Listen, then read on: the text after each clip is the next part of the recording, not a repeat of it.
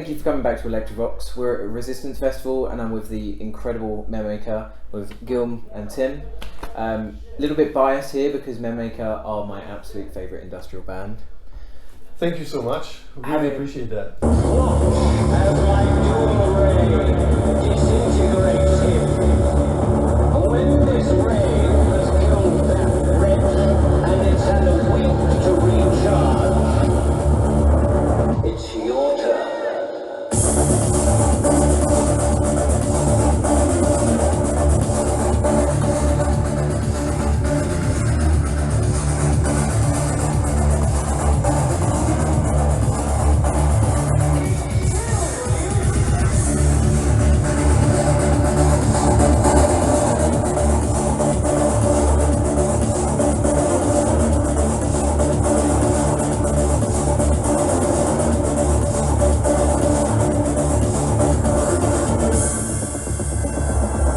Being at Resistance Festival, what does Resistance mean to you as someone from outside of the UK?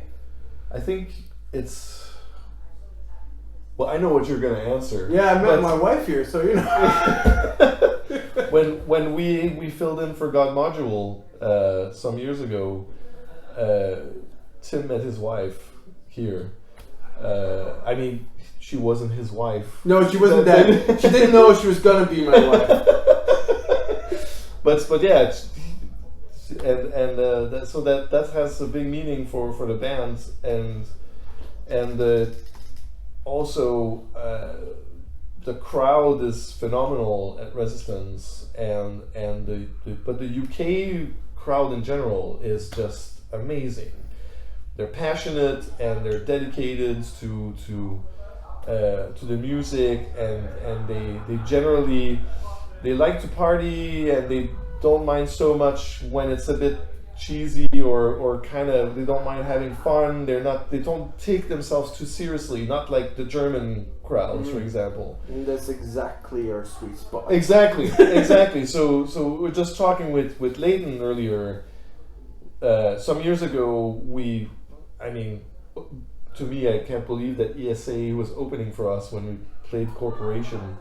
It should be the other way around, by the way. Jamie is one of the most hardworking guys in the scene right now, and it's fucking fantastic what he does. But back then, Leighton asked us to do a DJ set at Corp after the gig, and we decided to not play any EBM or industrial, and it worked so well, and the crowd was so awesome with it. Of course, we were playing some hard beats and some hard techno stuff, right? But the crowd was amazing, and we tried the same thing in Sweden not too long after, and that was a disaster. Talking about bombing. Yeah, it was really bad. It went from, we did a good gig, now we're gonna do a DJ set, and now you're gonna hate us. Yeah, like the people loved us on the gig, and they hated us on the DJ set. But I mean, the crowd in the UK is always amazing. It's always a pleasure to play here. Always. Yeah. I mean, even when you did a stream for EVM, so my stuff online that was in Native Slimites, you did end up playing quite a lot of stuff that wasn't your music, but everyone who was watching seemed to absolutely love it. So I completely understand. To me, that was one of the most nerve-wracking things that I've done. To be honest, I had like a anxiety attack while doing this. We were like in lockdown in our summer house in the countryside in Denmark, and to me, Slimelight is really important. So to me, it was an honor to participate in that, and I felt so disconnected from the scene. And I thought, like, what am I even playing? And are people gonna respond to it? And it was very difficult. And when I saw, like, when it came on air, the comments and what people were saying, I was just like, wow, that's so awesome. That just the love that came from it, that really meant a lot to me. I mean, just before we started the interview, you mentioned Jan. So Jan also did a stream, but he was stressing out because he didn't get his video to me until 10 minutes before his slot was meant to happen, and I think he'd redone it like 4 or 5 times. Yeah, so. we were messaging each other and having basically like panic thing messages together, and yeah, that was interesting. Perfect. Because I mean, we're both really passionate about what we do, and we really both want to do really well, and we're a bit perfectionists in that sense as well, and so yeah, we kind of connected also that way. So okay, and coming back to what you said a minute ago about being the perfect mix between sort of taken seriously and not taken seriously.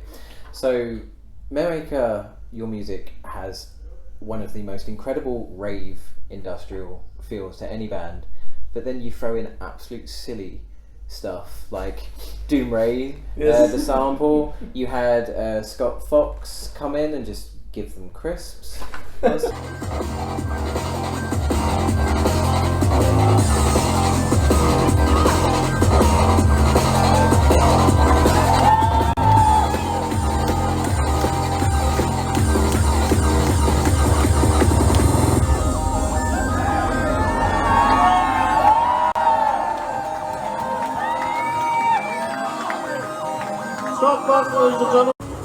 Stage.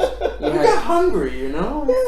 You had dancers come in and simulate sex for Sex with a Robot. Like, so this perfect mix was of silliness and seriousness. Was this always the intention of Memmaker, or did you just get sillier as you went along? I think the that silliness came along from. It's a really good question, actually. It came along from when Jan and I started working together on the first Memmaker stuff, because I had done like a lot of demos, and I was doing things on my own, and at some point this guy from Isoloscope just comes to me and he's like, dude, I want to make music with you, and I just thought like, he's just saying shit, like why would Isoloscope want to work with me? And he was really serious, and then while we were working together, we got to know each other, and we started like fooling around and just having fun. And I think our personality transpired into the songs as well, but it's also more than that, because we know so many people in the scene internationally, and we have so many friends, and to us it's like a family. It's just earlier we were talking like, why is everyone in our backstage all the time? Because it says Memmaker, and then all of a sudden it says also I Vardensphere on the door, and then everyone is on, and the guys of Modulate are here, and everyone is here, and that's because we're happy to see each other, and we like to hang out together and have a good time, and we don't take ourselves too seriously, and just like all the people that came on stage to dance, there's all friends that we hadn't seen for so long because of pandemic and things like that. It's my first time back in the UK in like 5 years. So I think that's to me that's what's important. Yeah, I mean, it's the Gothic industrial family. That's what makes industrial so different. Other bands have mentioned it before, where you're walking a crowd and the other bands are watching. You don't get that in any other scene. Like everyone's just so friendly with each other, and everyone's part of a big family. So yeah, is that what you kind of mean? Yeah, absolutely. And I've seen this as well, being around Jan at playing as Isoloscope at Machine Infest in Germany. The on the more noise scene, it's the same. It's a family, and that's kind of what I really like about it.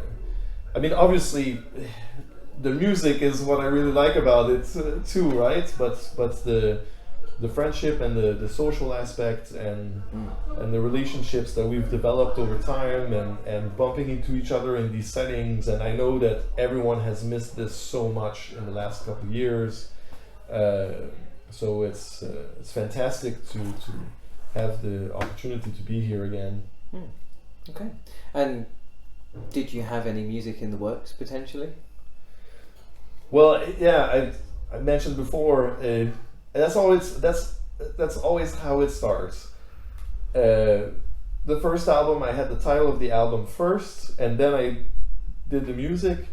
And the second one with Let There Be Lasers, it started with the title. I found the title the day the first album came out. I knew that this was going to be it. And now I have the title for the third album that I've stuck with for the last year and a half or so. So, and I really want to make a third album, but my problem right now is like my life. Yeah, my life is so different. I have like 2 young kids, and I have work, and so the time is not as much there. But I really want to do a third album. I have some ideas, and I've been messing about. And I love the title for the third album, which I'm not going to mention. Don't jinx it. I don't want to jinx it. But yeah, it's difficult because every time, for the last one I thought, like, this is not nerdy enough for Memmaker, and then like 2 weeks ago, coincidentally, I was listening to it again, driving in the car, and I was like, holy fuck, that is so nerdy. It's so incredibly nerdy. With all the references, and there's laser sounds in every song. If you can find them, they're there. And I was like, okay, so how do I top this? What do I do next, right? So we'll see. Okay, just a couple more questions now. Of course. So, do you have any advice for people who want to get into industrial music? I think my best advice is like, don't do it. Just stay away from it. Yeah. I think the best advice is for anyone who wants to make music is go with your heart. Don't think that more gear is going to make you better. Work with what you have and try to figure out how others are doing it.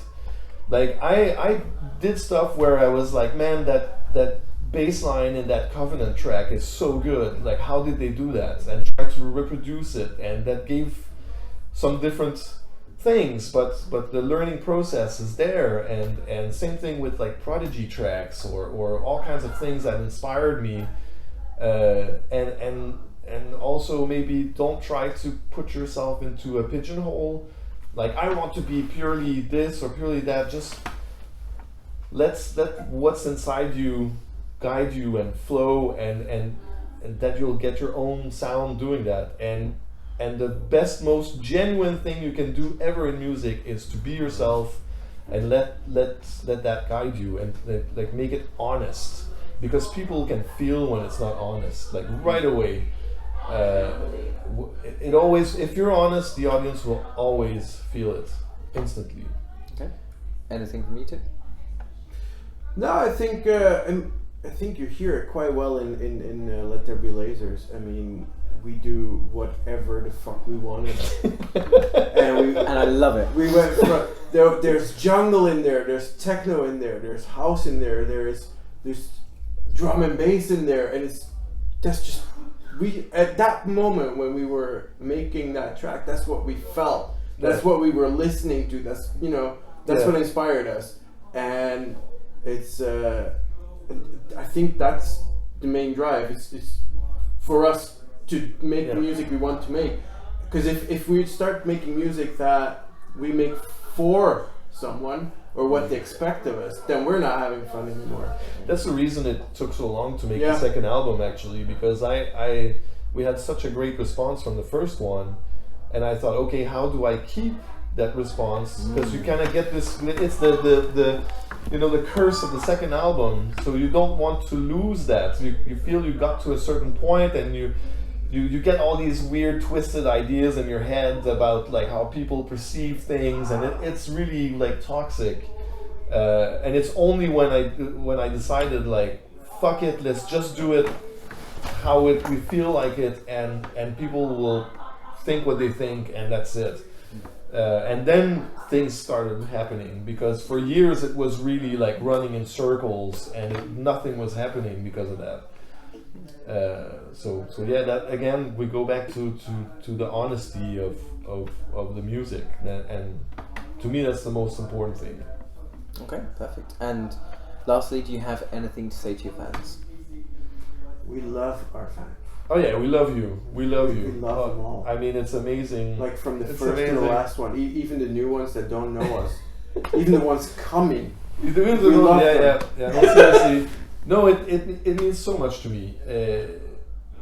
I always have like, also if that can help people who are making music or starting, I always have a lot of anxiety about what I do, or before going on stage, or I feel like shit and I feel like our music doesn't interest anyone, and why would anybody bother to come see us, and all of these thoughts all the time. And then we show up here and we have the crowd and the reaction and the energy, and I'm like, okay, like, Yeah, I dance It means- so hard to your music I break my knees basically. So Well, that's the point. It's good. That's what we're aiming for. Everyone So- going off to the so- hospital with broken knees. That's yeah, so it means a lot. Like, people come to the concert dressed up with the white shirt and tie and come talk to us, and like, all of this means the world to us, and that's amazing. okay, well, perfect. Thank you very much, Guillaume, and thank you, Tim, for joining me, and thank you.